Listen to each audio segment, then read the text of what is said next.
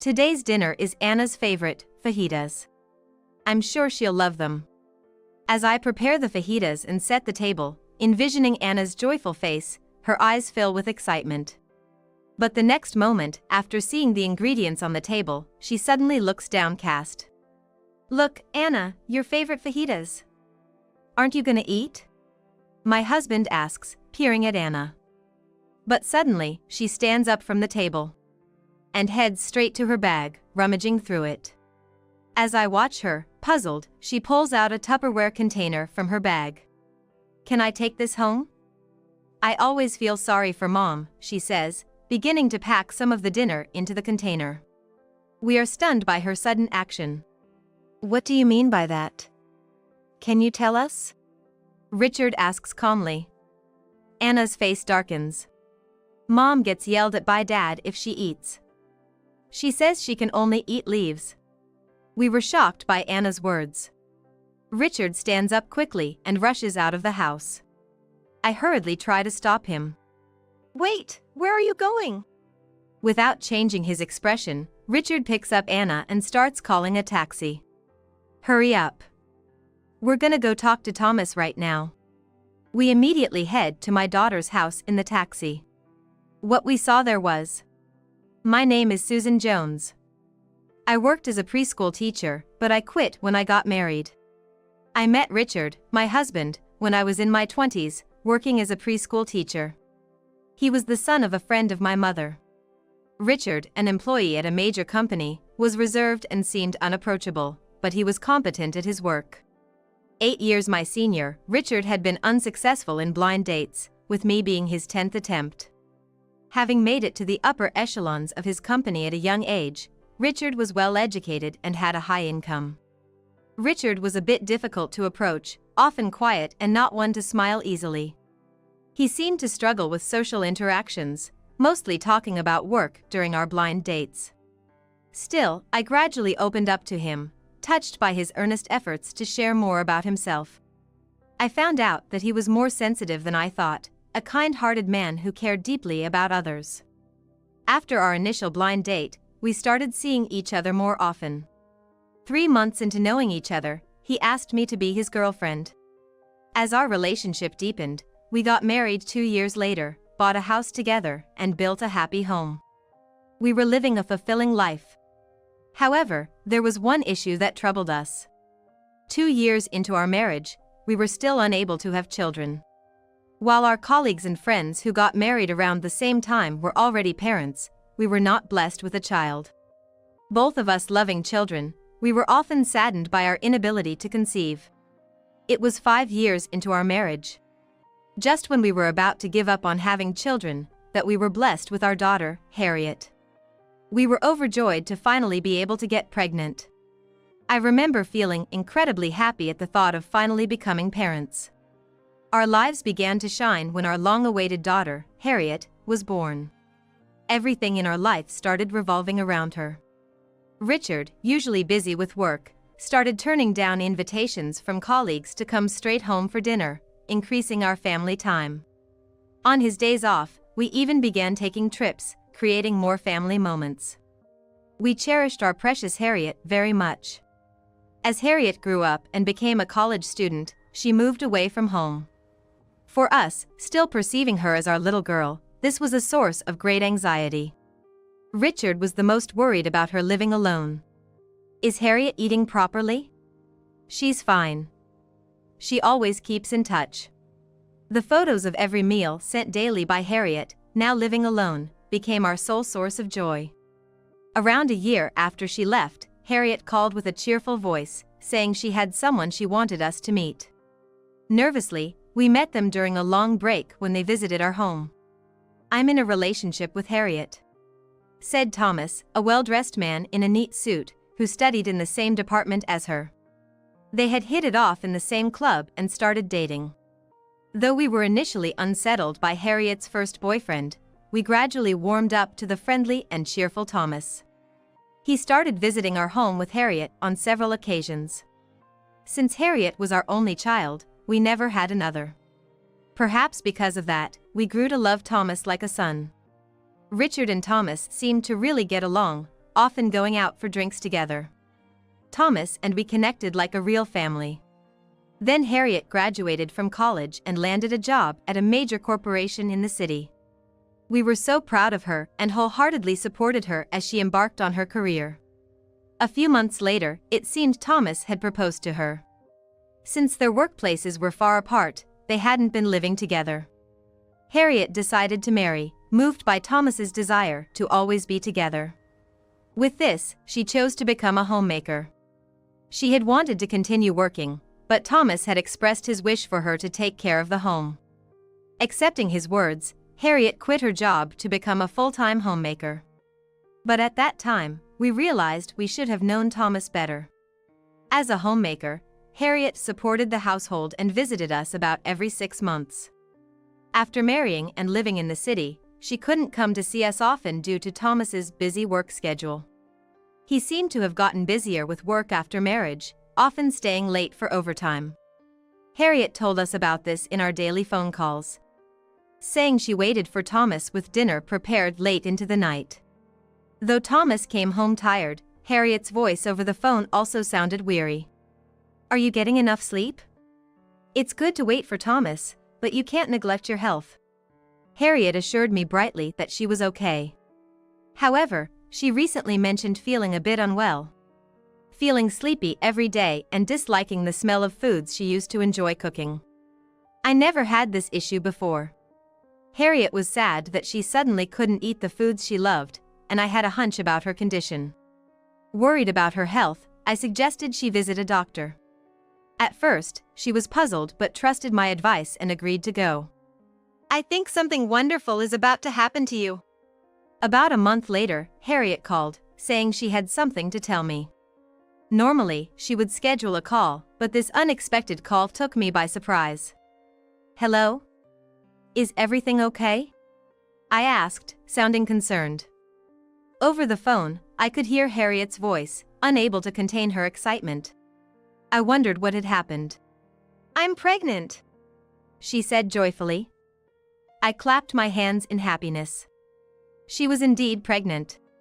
When she first mentioned not feeling well, it reminded me of the early symptoms I had when I was pregnant with her.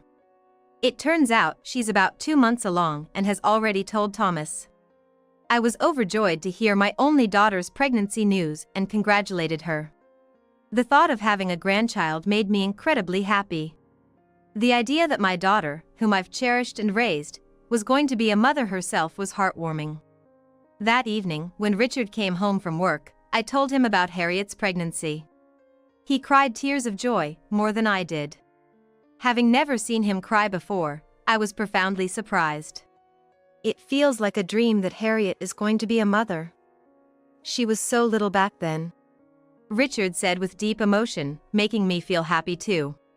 We had struggled to have children after getting married, so the news of our dear daughter being pregnant filled our hearts with warmth. Seizing the opportunity of Harriet's pregnancy, we frequently took several hours to visit her. Harriet, now without Thomas due to his work, had more severe morning sickness than I did. Realizing the physical strain on her, I got Harriet and Thomas's consent to help with household chores. Thankfully, Harriet's condition gradually improved with my help. A few months later, she safely gave birth to a baby girl. Since Thomas couldn't be there for the delivery, we were by Harriet's side instead. It seemed like she struggled every day, trying to juggle unfamiliar parenting and household duties in Thomas's absence. It must have been hard for Harriet, a full-time homemaker, to manage everything alone. When we saw Harriet starting to show signs of exhaustion from parenting, we made a suggestion to Thomas. "Is it true there's a good house available?" We told Thomas about a new single-family home. A friend of Richard's had built it but had to sell it suddenly due to a job transfer. Without any takers and about to put it up for sale, he consulted Richard.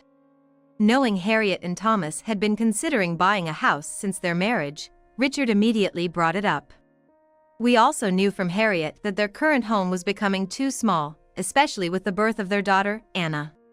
So, we proposed to Thomas that now was a great time to buy the house at a good price. It would mean moving a bit from the city to the countryside, but it was in the neighboring state, making it easier for me to visit Harriet. That was part of our thinking too. To our surprise, Thomas readily agreed, and Harriet and he decided to move into a single-family home. With the move decided, we too pitched in to help. On moving day, I noticed Harriet's complexion seemed a bit off, something I hadn't seen in a while. "You don't look too well. Is something wrong?" Harriet, hesitating, just shook her head and said it was nothing. Perhaps it was exhaustion from parenting. "Don't overdo it. Even as a mother, you need breaks." "Thank you, Mom. I'm fine, just a little tired," Harriet replied with a troubled smile. I watched her with concern, wondering if she disliked the new house. But seeing her return to her usual calm demeanor, I decided not to worry. After the move, it was easier for us to visit each other. Thomas had arranged a transfer at work to a location closer to the new house. We used to spend hours traveling to Harriet's house, but now Harriet herself comes to visit and stay at our house. Watching Anna toddle around the house, I realized she no longer resembled a baby. Each visit surprised us with her rapid growth. Anna's gotten so big lately, and it's tough keeping an eye on everything. Harriet sighed. Seeing her weary, I couldn't help but laugh. Reminded of how Harriet was as a child, always on the move, darting off the moment you looked away. Sharing this memory with Harriet, she smiled wryly and asked to stop reminiscing about the past. Now 3 years old, Anna quickly chased after anything that caught her interest.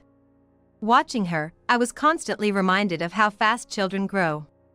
"Grandma, let's play over here." Anna's innocent smile reminded me of the time when she was born. The child who couldn't even run back then has grown so much. This made me feel a mix of happiness and a bit of sadness.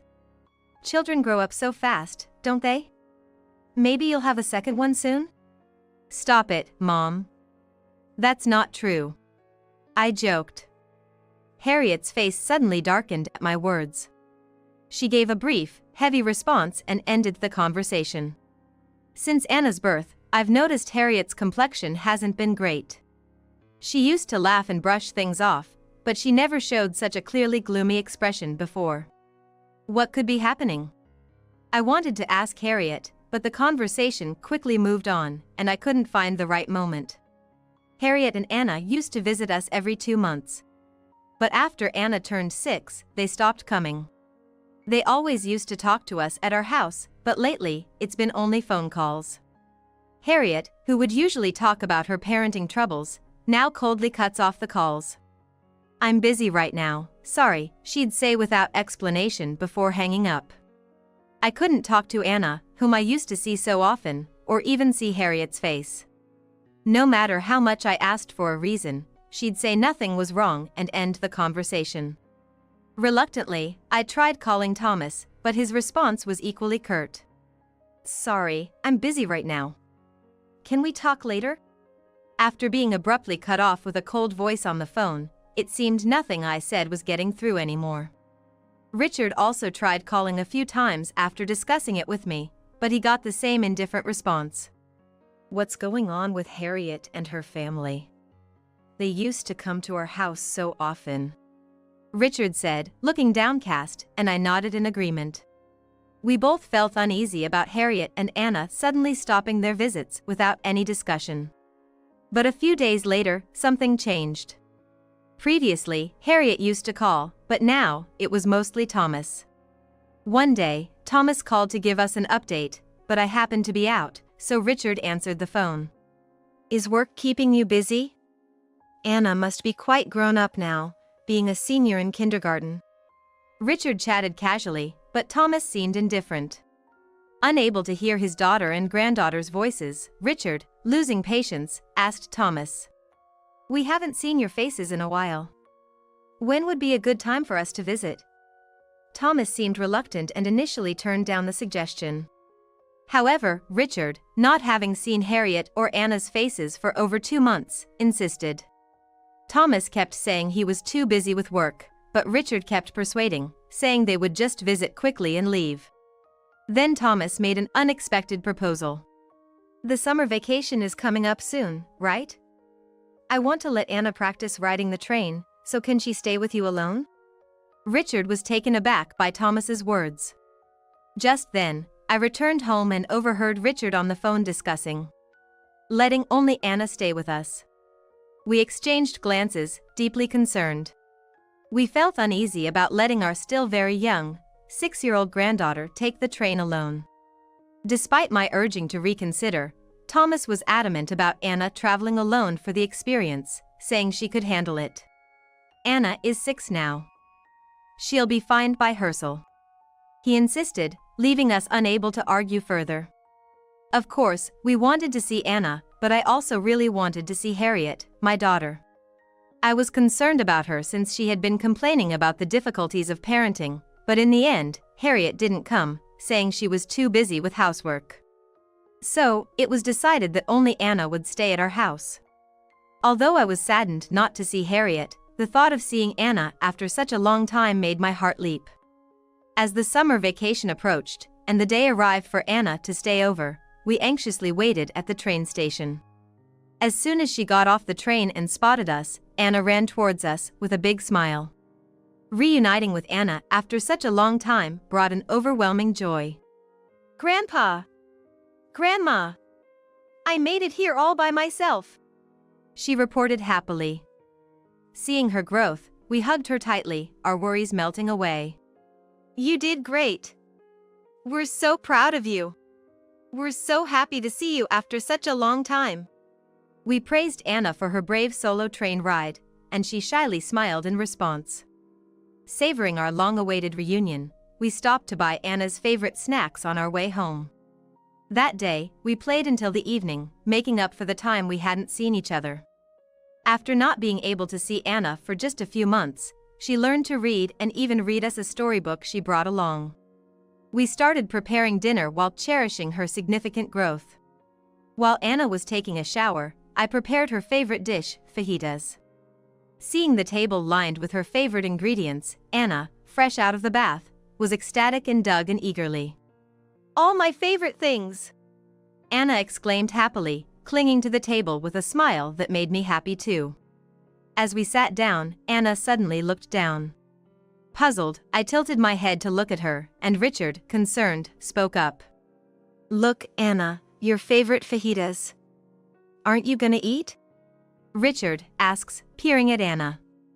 But suddenly, she stands up from the table and heads straight to her bag, rummaging through it. As I watch her, puzzled, she pulls out a Tupperware container from her bag. "Can I take this home? I always feel sorry for Mom." Suddenly saying that, Anna began packing the dinner into a container. Seeing me puzzled about why she needed to do that, Richard quickly asked for an explanation. "What do you mean by that? Can you tell us?" Anna, looking sad and casting her gaze downward, stumbled over her words in response to Richard's gentle inquiry. "Mom gets yelled at by Dad if she eats. She says she can only eat leaves." I was left speechless by Anna's unexpected words. What could have happened to Harriet and her family during the time we couldn't see them? Unable to comprehend Anna's words, Richard suddenly stood up from his seat. Sensing something was amiss, he grabbed his smartphone and wallet and hurried out of the house. "Wait, where are you going?" I hurriedly tried to stop Richard as he dashed out of the house, calling out to him. But Richard, without changing his expression, picked up Anna and began hailing a taxi. "Hurry up. We're gonna go talk to Thomas right now." After saying this, we hurriedly got into a cab that arrived a few minutes later. Richard, gripping my hand strongly, seemed unable to hide his surprise at the sudden turn of events. He reassured Anna, who was anxiously fidgeting with her fingers between us, telling her it was going to be okay. At that moment, Richard took a deep breath and looked at Anna. "Grandpa and Grandma are going to give Mom and Dad a surprise visit right now. Can you help us so we can rescue Mom?" Richard said, looking directly at Anna, who lit up and nodded eagerly at his words. Watching them, I took a deep breath and decided to change my mindset. Such a small child shouldn't have to be this sad. I repeatedly assured Anna that everything was okay as I comforted her. "Do you know of any place in the house, Like in the garden or something, where we can see inside? Can you tell us? Richard asked gently, and Anna, as if remembering something, nodded vigorously. I know. I'm really good at hide and seek, she declared confidently, puffing out her chest, and Richard hugged her tightly. About an hour later, we arrived at the house and decided to observe the inside from behind the exterior wall. The lights inside seemed to be still on, and we could see into the living room. Anna, with excited breaths, guided us, saying this way. We ran to a spot in the shadow of the trees in the yard, smartphones in hand. Anna, perhaps finding the outdoor hide and seek fun, beamed with joy. My heart ached seeing her like this, and I hugged her protectively. Our hiding spot was right in front of a small window covered with a screen. We could clearly see into the living room, and Richard quickly got his smartphone ready. Suddenly, we heard a loud voice yelling from inside the house. Richard pointed his smartphone towards the source of the noise and started recording a video. It appeared that Thomas was yelling at Harriet inside the house. A chill ran through my body. As I saw Harriet, who looked like a completely different person from before. Her once glossy long hair had turned into an unkempt, tangled mess. Moreover, she had become terribly thin, her face pale and drawn. As I stared in shock, Richard frowned with frustration, continuing to record the scene. Thomas's yelling was loud enough to reach us outside, causing Anna to tremble. It seemed to be a regular occurrence. That our beloved daughter and granddaughter were subjected to such cruelty was infuriating. I bit my lip in rising anger. Then, as Thomas's voice grew louder and he raised his hand at Harriet, Richard dashed out. Stop it right now. What are you doing? Richard shouted towards the window, drawing Thomas and Harriet's attention to us. What? Why are you here? Thomas began to panic. Seizing the moment, Harriet unlocked the screen door and threw herself into my arms. She had become so frail that I hesitated to embrace her. It's not what it seems. There's a reason for this. Thomas, realizing he was at a disadvantage, started making excuses, but Richard glared at him. Be quiet. None of that matters now. Our daughter's life is the top priority. Richard yelled back, his voice raising in anger, leaving Thomas pale and lost for words. I stepped forward protectively in front of a frightened Anna and Harriet.